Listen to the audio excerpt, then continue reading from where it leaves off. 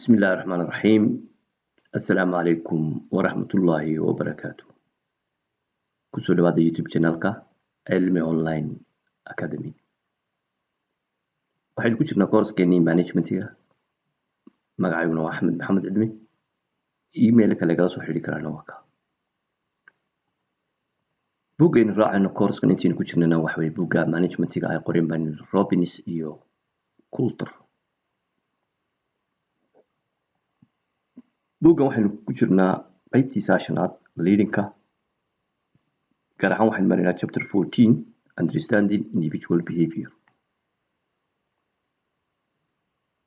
leading already waynu sharaxnay, waxaynu ka mid yahay management functionska. qof kastoo managerna waxa laga doonayaa inuu barto hogaaminta, sida wax loo hogaamiyo, ama qofka managerka waxa laga rabaa inuu hogaamiyo shaqaalaha human resourceka, uu ku hogaamiyo in la gaadho ujeedadii iyo goolska shirkadda. sidaa daraaddeedna waa inuu yaqaanaa bini'aadanka iyo sida loola macaamilo. waa inuu leeyahay faham iyo aqoon sida dadka loo motivate gareeyo, sidka dadka dabeecadahooda loo barto, iyo qof kasta waxa motivate gareeya. cashirkan maanta aynu qaadanaynaa waa cashirkii afraad chapterkeena understanding individual behavior. course outlinekeena chapter 9 ayuu inoogu jiraa.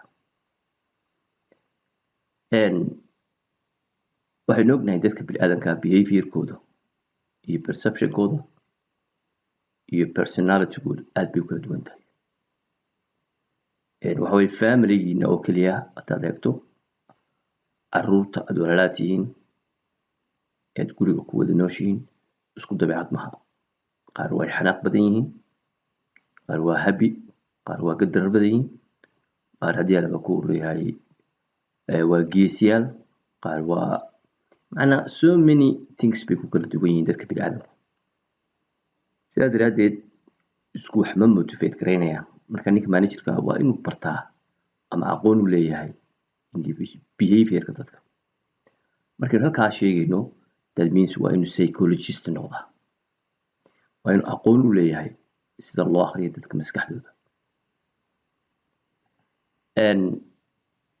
waxaynu ku jirnaa weli qaybta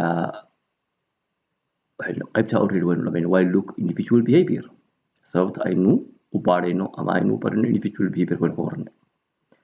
cashirkan kii ka horreeyay waxaynu aada uga warran attitudeka waxa la yidhaahdo, oo ah mowqifka qofku waxa uu ka aaminsan yahay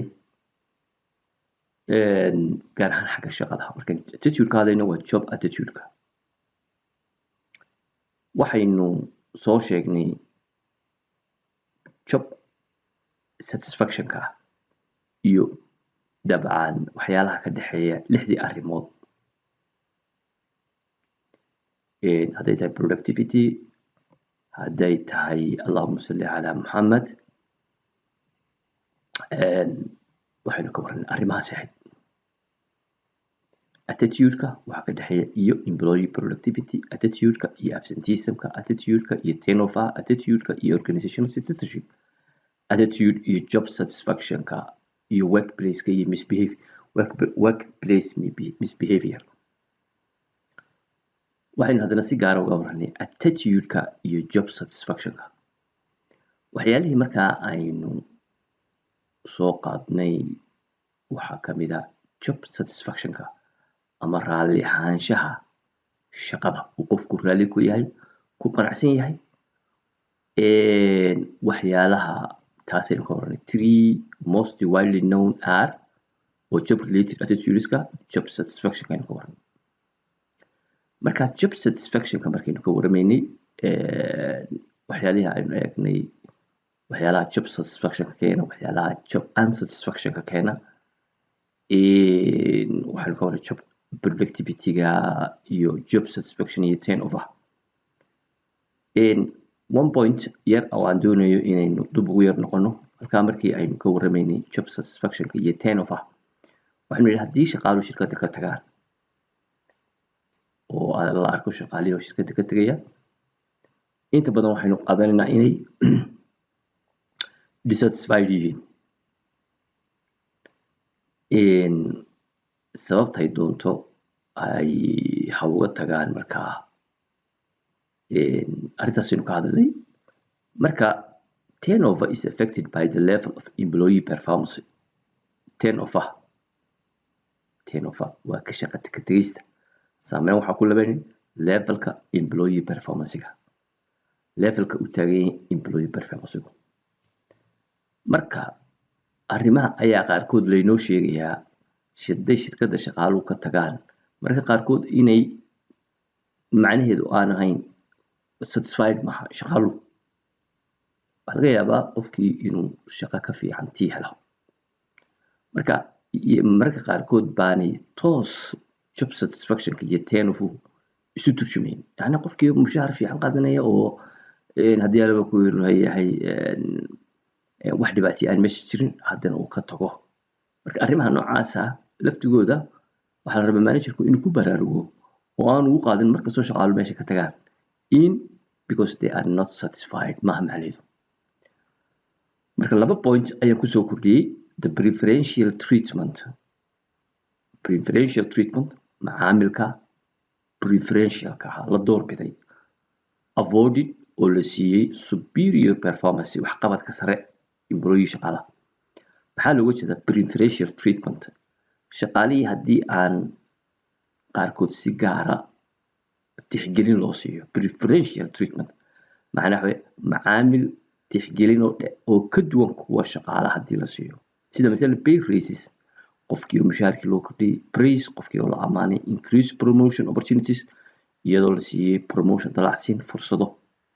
marka kuwaas waxay preferential treatment, avoided la siiyey superior performance qof shaqaale ah ama shaqaale performancegooda ay superior yihiin makes waxay ka dhigtaa satisfactionka waxaan satisfactionka aynu sheegaynay waxay ka dhigaysaa less important. waxaan muhiim yahay in predicting si aynu u saadaalino their turnover decisions go-aan qaadashada shaqaalaha ee ka tegista shaqada.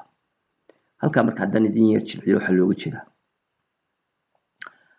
qofkan had iyo goor markaan qiimeynayno job satisfactionkiisa iyo turnover markaynu sheegayno waxyaalaha qaarkood ayaan mugdi ku jiraa ama keeni kara inaad turjumaad qalada qaadato.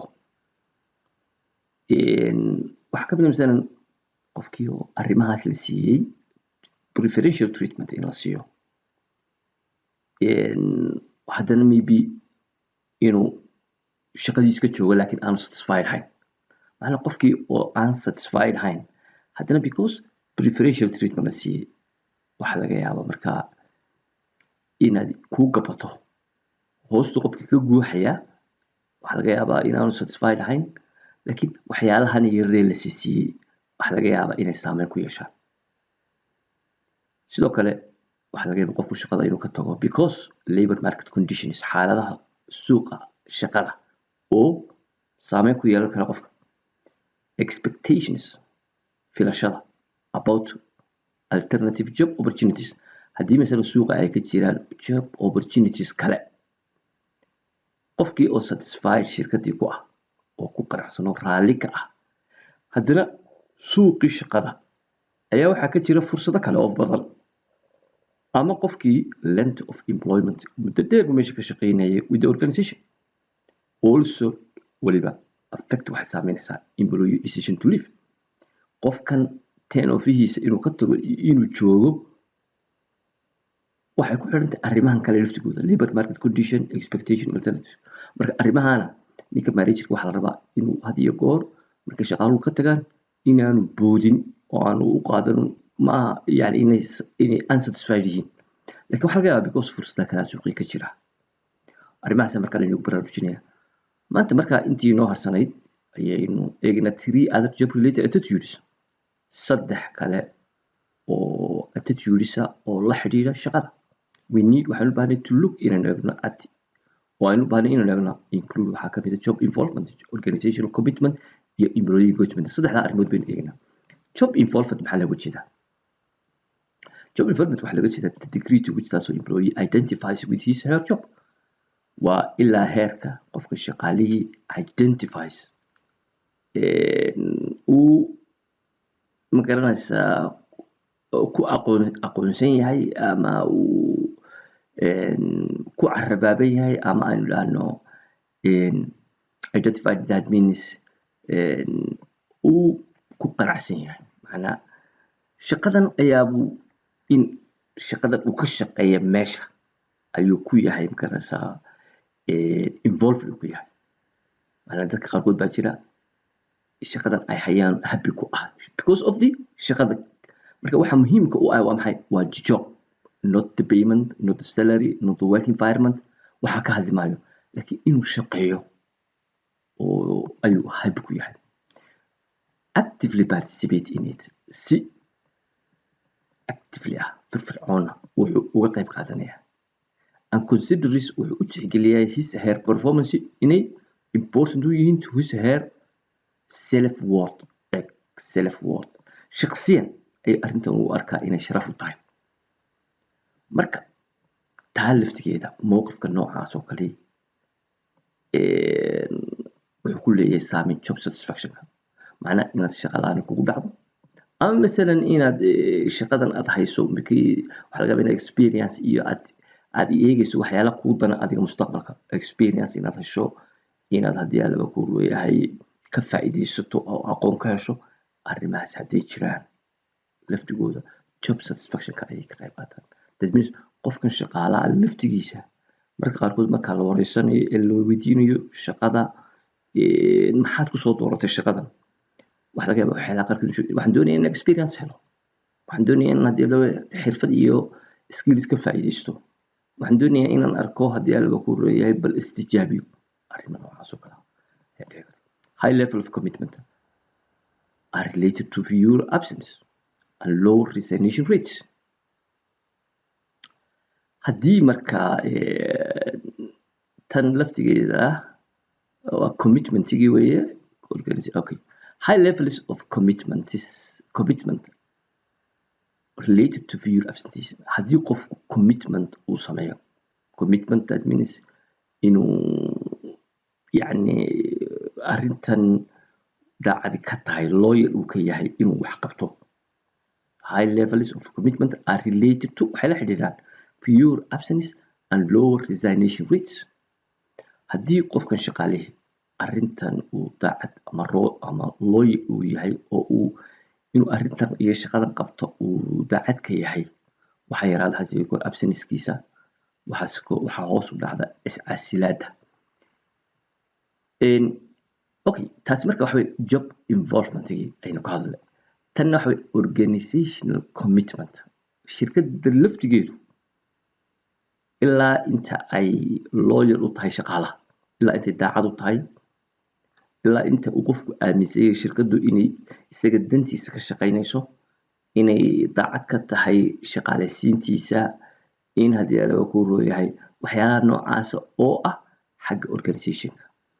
Is the degree to which employee identifies with particular organization and its goals and wishes to maintain membership in the organization.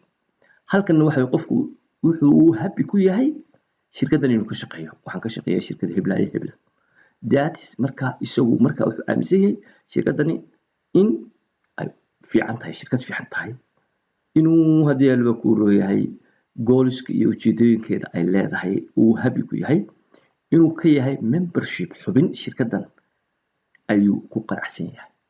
Taana waxa weeye marka organizational commitment baa marka qofkii mar waa job involvement oo waxaynu nidhi qofku wuxuu eegayaa in arrimo shakhsi u ah isaga, shakhsiya u ah. Marna waxa weeye xaggii shirkadda ayuu wuxuu aaminsan yahay shirkaddan u shaqaynteedu inay aad u fiican tahay. Inta badanna shirkadaha waaweyn ee magaca leh even haddii mushaar yar qaato dadka qaarkood baa happy ku ah, ama dadka qaarkood baa waxay happy ku yihiin inay heblaayo u shaqeeyaan. Leads to lower level of both absenteeism and turnover. Labadii arrimood aynu ka hadlayn absenteeism iyo turnover way yaraysaa haddii uu qofku aaminsan yahay ama aqoonsan yahay shirkaddani inay commitment leedahay. Commitment could be becoming automatic measures as the number of workers who change employee increases. Sidoo kalena arrinta could be becoming an automated measure. Organizational commitment waxay noqon kartaa mararka qaarkood wax yani ka baxsan yani arrintaasi mararka qaarkood baana qiimeyn weyn ku samaynayn. As the number of workers who change employers increases, maadaama ay kordhiyaan shaqaalihii isku bedbedelaya shirkadaha. Halka waxaa looga jeedaa that means waxaa lagu baraarujinaya ninka managerka inaanu u qaadan shaqaaluhu had iyo goor inay satisfied ku yihiin companygan u shaqayntiisa, laakiin ay dhici karto in arrintaasi ay dhici karto inay shaqaaluhu iska bedbedelaan shirkadii oo marba shirkad tagaan because maybe inay experience iyo aqoon raadinayaan. Waayo had iyo goor shaqaaluhu ma jecla inay the same company joogaan forever, weligood ba ma rabaan. Waxay rabaan hadday muddo halkan u shaqeeyaan inay ka tagaan company kala tagaan. Marka had iyo goor waxay eeganayaan fursado kale oo ay meelo tan ka fiican ama ka experience fiican inay markaasa ay galaan. Perceived organizational support tanna waxa weeye sida uu u arko qofku in companygani uu support garaynayo. Is the general belief waa rumayn employee uu rumaysan yahay that organization values in organizationku values qiimeynayo their contribution and cares about their well-being. Halkana waxaa looga jeedaa iyadana arrimaha kale attitude ka qayb qaadanaya iyo job satisfaction-ka. Waxaa ka mid ah haddii qofka shaqaale uu aaminsan yahay inay shirkaddan isaga qiimeynayso, shirkaddan in waxaan uu ku contribute garaynayo ama uu qabanaya inay value leedahay, inay shirkaddani care garaynayso. Arrimaha haddii maraqtana uu aaminsan yahay oo uu saa u fahmo job satisfaction-ka iyo attitude-kiisa waxbay ka qaadan karaysaa. Tanna waxay represents the commitment of the organization to employee. Organizational support perceived organization waxay ka taagan tahay commitmentiga ilaa inta ay loyal u tahay oo ballanqaadkeeda ay kasoo baxayso organizationku shaqaalaha wixii uu ballanqaaday ama shaqaalaha that means waxaana uu u qabanayo ama siinayo hadday noqotay mushahar, hadday tahay dalacsiin, waxyaalaha noocaas oo kale ah. Macnaha waxaa looga jeedaa halkaa waxaa looga jeedaa qofkan bini'aadankii wuxuu eegayaa shirkaddan siday u danaynayso isaga qofkan shaqaalaha. Marka haddii companygu commitment uu sameeyo that means haddii waxaan daacad ka tahay waxaan uu ballan qaadayo waxaan uu siinayso hadday ka daacad tahay qofku attitude-kiisa satisfaction-kiisa waxbay ka bedeli kartaa. Sidoo kale providing high levels of support increases job satisfaction and lower turnover. Haddii supportka la siinayo qofkii shaqadan waxaa laga yaabaa in wax ka dhiman yihiin, training baa ka dhiman, waxaa laga yaabaa inay ka dhiman tahay haddii alba ku yahay in aqoontiisa kor loo qaado, in la fahamsiiyo. Waayo qofka haddii inta badan aanu wixii isleeyahay wallahi aqoon baa kaa dhiman, waxaa laga yaabaa inaanu satisfied noqonin inuu shaqada ka tagaa laga yaabaa oo saa waad ku ceebisa meesha. Marka companyga supportka uu siinayo waxay ka qayb qaadan kartaa. Haddaad aragto oo duu qofku arko companygan inuu caawinayo oo qofkan shaqadiisii si uu guto laga saacidayo, attitude-kiisa iyo job satisfaction-kiisa waxbay ku leedahay, saameyn bay ku leedahay arrimahaasi. Arrinta kale iyadana muhiima waxa weeye attitudeska iyo consistency-ga. Attitudeska mowqifyada iyo consistency joogtayntooda oo consistent macnaha aan isbedbedelayn. People seek consistency. Had iyo goor dadku waxay isku dayayaan inay joogteeyaan consistency-ga ama in two ways. Laba arrimood bay isku dayaan had iyo goor inay attitude-kooda ka dhigaan mid consistent ah. Consistency among their attitudes. Had iyo goor qofku mowqifkiisa waxa weeye wuxuu jecel yahay inaan loo arag mid isbedbedelaya oo isagu xataa even laga yaabo mowqifkiisu inuu bedelan yahay, haddana waxaa suuragala inaanu u muujin dadka inuu mowqifkiisa isbedelay because waxaa la odhanayaa war qofkan waa qof labaclabac. Soomaali waxa weeye labaclabac, marba dhinac buu u boodaya, marba dhinac buu u boodaya. Marka dadku had iyo goor arrintaa waa iska ilaaliyaan because ceeb baa kaga imanaysa. Arrinta kale waxaa consistency between their attitudes and behavior. waxay isku dayaan had iyo goor dadku inay attitude-kooda, mowqifkooda, behavior-kooda iyo dhaqankooda iswaafajiyaan. oo qofkii waxa weeye mowqifkiisan iyo actionka uu qaadayaa wuxuu isku dayaa inaan iskhilaafin oo ay noqdaan consistency. masalan markii hore aynu arkaynay qofkii lahaa discriminationka waa nacebahay tusaalihii hore soo qaadanay. haddana haddii uu magaranaysa isagii la arko isaga laftigiisa ku dhaqmaya oo behaviorkiisa iyo dhaqankiisa la arko isagoo dadkii kale discrimination ku sameynaya faquuqaya dadkii minority-ga ahaa, maxaa meesha imanaysa? waxaa imanaysa inuu qofkan iskhilaafsan yahay. marka dadku si aan arrintaas u dhicin wuxuu isku dayayaa inaanu muujin inay dhaqankiisa iyo mowqifkiisu inay had iyo goor actionska uu qaadaya iyo attitude-kiisu inay isku mid noqdaan. if haddii haddaba inconsistency arises hadday timaado, individualsku alter waxay bedelayaan their attitude, alter their behavior, develop a rationalization for the inconsistency. if haddii marka ay timaado inconsistency oo qofkii attitude-kiisii iyo behavior-kiisii baa isbedelay ama attitudeskiisii ayaa isbedbedelaya, ya waxay imanaysaa individualsku alter their attitudes, wuxuu isku dayaa inuu iswaafajiyo, wuxuu bedelayaa attitude-kiisii ama wuxuu bedelayaa behavior-kiisii. macnaa haddii uu ogaado in uu sameynayo inaan iswaafaqsanayn ficilkiisii iyo mowqifkiisii iyo wixii uu aaminsanaa hadduu arko waa inuu wuxuu isku dayaa had iyo goor inuu attitude-kaa bedelo si uu isu waafaqiyo labadooda, ama behavior-ka actionskii uu qaaday waxa ka bedelaya. waxaanu isku dayaa qofku individualku develop wuxuu horumariyaa rationalization inuu ka dhigo macquul reasonable for the inconsistency sababta uu sameeyey inconsistency-ga. macnaa sababtu mowqifkiisa u bedelay ayuu sheegay mowqifkayga marka hore saas waa laakiin imika waan bedelay because waxa weeye waxaasaa yimi. wuxuu isku dayayaa inuu reason gareeyo justification ku sameeyo. cognitive dissonance iyadana waxay tahay qofkii oo ay iskhilaafeen ficilkiisii iyo wixii uu aaminsanaa baa iswaafaqi waayo. any incompatibility or inconsistency between attitudes or between behavior and attitudes, markastoo ay timaado incompatible hadday iswada shaqeyn waayaan oo israaci waayaan ama ay dhacdo inconsistency joogtayn la-aan attitudeskiisii ama attitudeki iyo behaviorku iswaafaqi waayaan, that's cognitive dissonance baa lahaa. any form of inconsistency is uncomfortable and individuals will try to reduce the dissonance. any form of inconsistency hadday timaado noocay doontaba ha noqdo inconsistency ay timaado ama ay timaado uncomfortable, individualsku will try u isku dayayaan to reduce inay yareeyaan the dissonance khilaafka ah, ya khilaafkaasi muwaafaqa la-aanta ah wuxuu isku dayayaa inuu meesha ka saaro.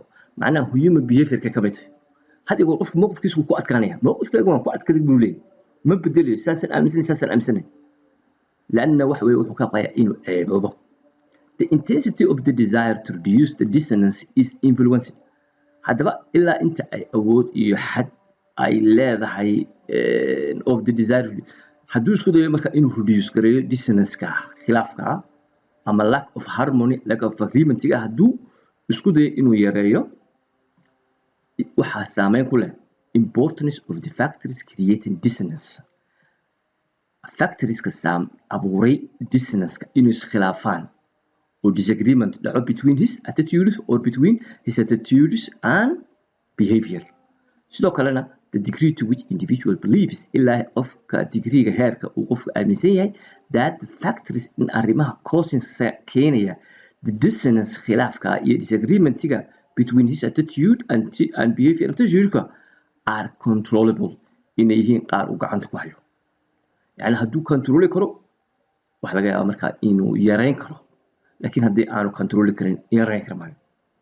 rewards waxa kaloo iyadana influence ku leh ilaa heerka dissonance-ka la yareyn karo rewards abaalmarinada available uu heli karo to compensate siduu ugu magdhabo for the dissonance-ka uu sameeyey ya hadduu is leeyahay wallahi iskhilaaf oo mowqifkaagii hore wax ka bedel ama behaviorkaagii attitude-kaagii iskhilaaf arrintaa inuu khilaafka ku adkaysto waxa keenaya waxa uu helayo rewardka si uu khilaafka ugu sameeyo anyway arrimaha noocan oo kale waa la dirsi bini'aadanka waadan arkaysaa actually dad badan oo iyagoo qaldan attitude-koodu qaldan yahay behavior-koodu qaldan yahay wixiisu aanay iswaafaqsanayn haddana ku adkaysanaya inuu wixii magaranaysaa u sameeyo justification ama wixii uu ku dhaqaaqo laakiin normally sida caadiga waxa weeye qofku mowqifkiisa ma jecla inuu bedbedelo wuxuu jecel yahay inuu halkii joogo laakiin because of these points aynu soo sheegnay saameyn bay ku yeelanaya tusaale fiican waxaa siinaya hadda goor nimanka madaxda ah oo siyaasiyiinta ah weliba waxay yidhaahdaan qabyaaladii ka hadlaan qabyaaladu waa caynka qabyaaladu way xun tahay qabyaaladu waa sidan qabyaaladu ma fiicna qabyaaladu dib bay ridaysaa soomaalida waxa dhibaatada u keeno qabyaalada maalintuu meesha fadhiista ee uu ama madaxweyne noqdo ama wasiir noqdo kiiba maaha waaba ka ugu horeeya xagga qabyaalada markii waxaad arkaysaa isagoo reerkoodii meesha kasoo buuxiyey markii waxaad arkaysaa isagoo dadkii kala saaray isagoo oo kuwa isku qabiilka ayay gudaha soo geliyey madax ka dhigay halkaa markii horena wuxuu sheegay inay qabyaaladu xun tahay marka maxaa iskhilaafsan qofkan behaviorkiisa iyo attitude-kiisa waa iskhilaafsan yihiin waxaanu inta badan tareegaran doonaa hadday u suuro galayso inuu sameeyo justification laakiin caadiyan dadku mowqifkooda waxa fiican inaanay bedbedelin attitude surveys sidoo kale waxaa jira maaragtay marka qaarkood survey lagu sameeyo xagga attitude-ka oo shaqaalaha laftigooda waa la wareystaa form baa loo dhiibaa si looga wareysto inay satisfied yihiin iyo inaanay satisfied ahayn casharkeena dambe insha allah arrintaa kaga hadli doono maanta halkaa inoo joogo wasalaamu calaykum